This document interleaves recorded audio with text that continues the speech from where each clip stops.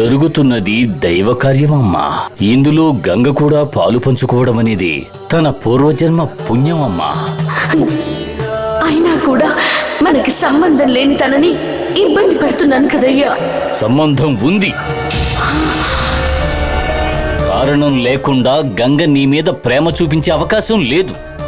సంబంధం లేకుండా గంగ నీకు పూజ చేయవలసిన అవసరం లేదు. మనకి గంగకి ఏదో అనుబంధం ఉంది.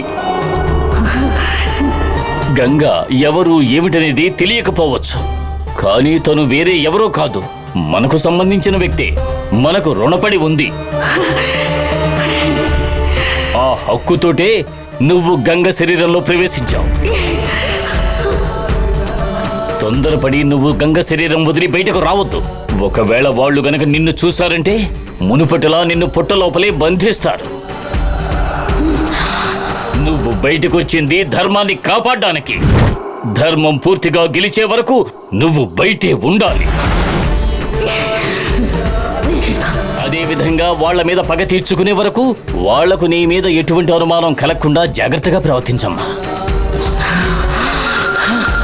ఉండండియ్యా.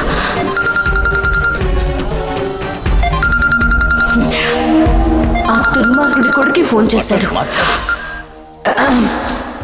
హలో. హలో గంగా, నేను షాప్ దగ్గరకు వచ్చేసాను. ఇంకో 5 నిమిషాల్లో రీచ్ అయిపోతాను. రండి రండి, మేం షాప్లోనే ఉన్నాం. దేవసేన నాతోనే ఉంది. సరే వచ్చేస్తాను. సరేనండి. అయ్యా, వాడి కూతుర్ని బట్టల షాప్ తీసుకొచ్చాను. వాడు కూడా అక్కడికి వస్తున్నాడు.